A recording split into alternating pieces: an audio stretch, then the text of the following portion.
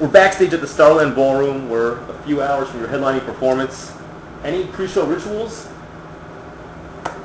Now, is there some booze in there, or? Yeah, totally hot booze. Yeah, moonshine. No, tea. We always stretch out, man. Take probably about a good hour to ourselves, get our heads collected, and get out there and kick ass and take names, man. Alright, now I'm the New York Hard Rock Examiner, so I kind of got to ask. I'm 2 hours out here in New Jersey. Why no New York City date on this tour? It's coming on the next leg of the tour. It'll probably be mid-January or February, so Awesome. schedule in this time, but it will happen for sure. This was kind of just getting our feet wet for the new album. I mean, we haven't really toured in almost 6 months now. Yeah. We did a couple dates in Europe and the UK, but overall, I mean, it was just basically being in the studio. So, instead of just jumping in with both feet, we decided to kind of, iron out the set and kind of work through the country a little bit, and then we're going to go out and do the headlining thing again in January, February, probably most of March.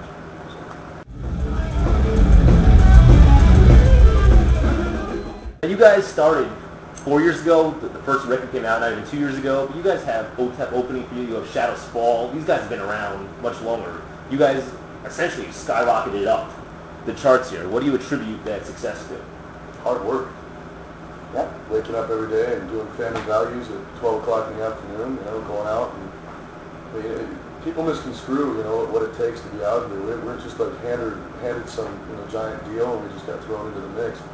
We've been out here, busting our ass for the last 3.5 years, and it's paying off. I mean, our fans, obviously, can appreciate it. They're stuck with us for the whole thing. They're still here. They're coming out in flocks, as a matter of fact. And, it's funny because you mentioned, the last time we actually played this venue, Shadows Fall and OTEP, we were opening for them.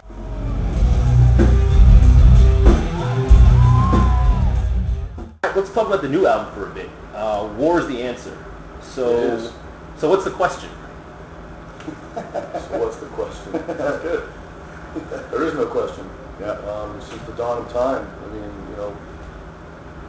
life has always been relayed through battle, whether it be red ants versus black ants, or, it's just every problem is solved through a battle, whether it be individual, political, religious, spiritual.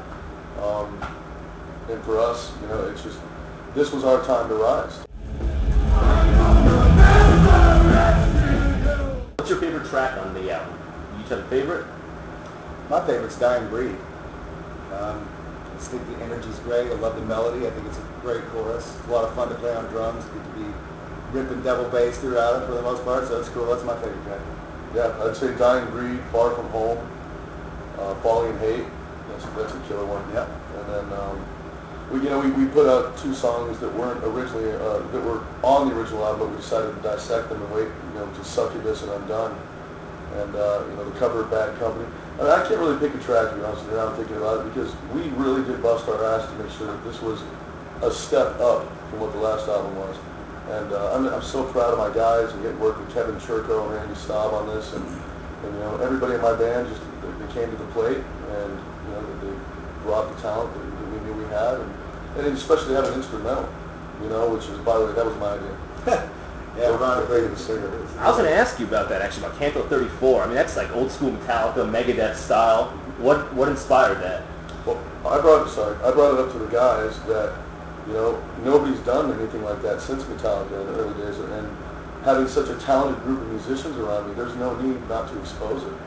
These guys are all A-class musicians, and I want the world to realize that with or without me, these guys are completely capable of shredding ass. So.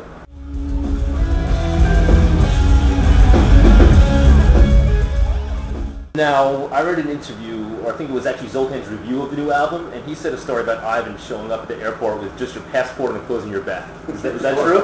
True story. It did happen, and he survived. We were leaving to go on tour, actually.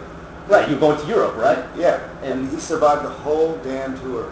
Did you buy new clothing? You just wore the same thing? Well, I mean, I bought You obtained them. Yeah, I obtained them. I went to all the other bands, and I was like, hey, I want one of your shirts. Yeah. And then you go to the store and put a pair of shorts on the rider. And, I've never been a materialistic person. My mom's kind of a pack rat, and I always kind of got on my nerves. So for me, it's just, he's absolutely right, though. I showed up in a pair of clothes, a hat on my head, and a passport, and said, let's go to Europe. Survived the tour, man.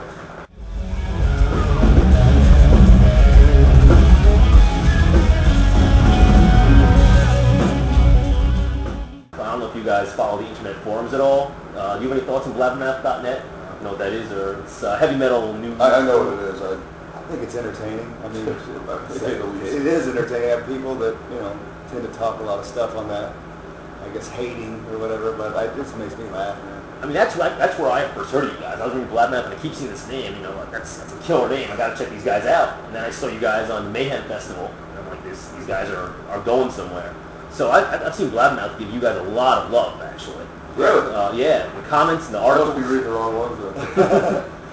Right. I was getting the 13-year-old kid who lives in his grandma's basement playing Dungeons and Dragons, hating on my music. I'm like, go masturbate, get a role model or something. All right, Jersey, everybody jump! Straight the buckle. Well, I know you caught some flack back in the days with Motograder. Do you feel that there's a lot better reception with Five Finger, or? I do, personally. I'm usually not one to discuss Motograder, but for me, Death Punch is everything and anything I ever wanted in music. I've got a group of guys who truly believe in what they're doing. There's no gimmick, there's no image, there's no bullshit. It's not a trend-setting band. And we're not on anybody's coattails, man. I mean, this is a band that stands on its own 2 feet and does it very well. And, Motograder was a part of my life. I mean, I'm not going to say I regret it, but, I put a lot of love in that band. But same token, the past is the past, man. We got nothing to say about it.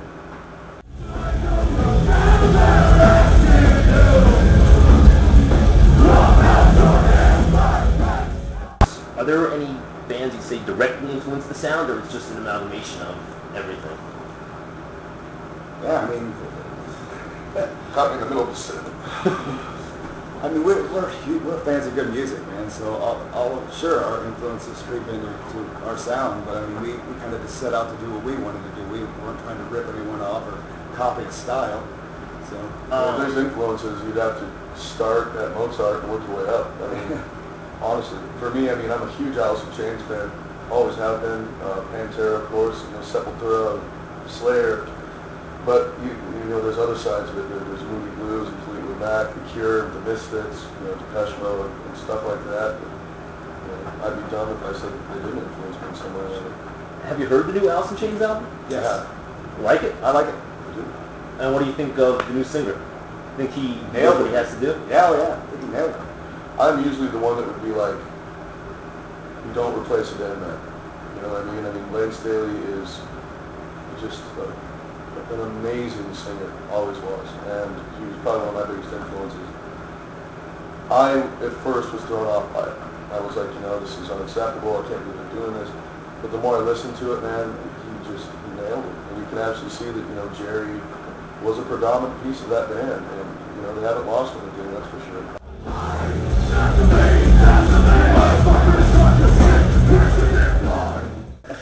How about you got another good road story? Any wild shit that's happening out there? I heard a rumor about on this tour that happened, but I don't know if I should say it.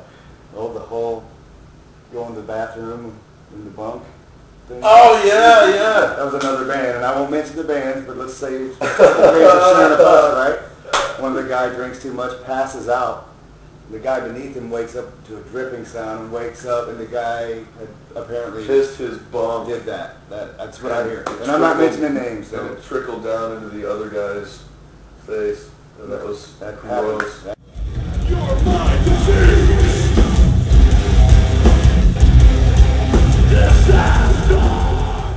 Here's kind of classic question. What advice would you give to aspiring musicians or bands trying to follow in your footsteps? Quit.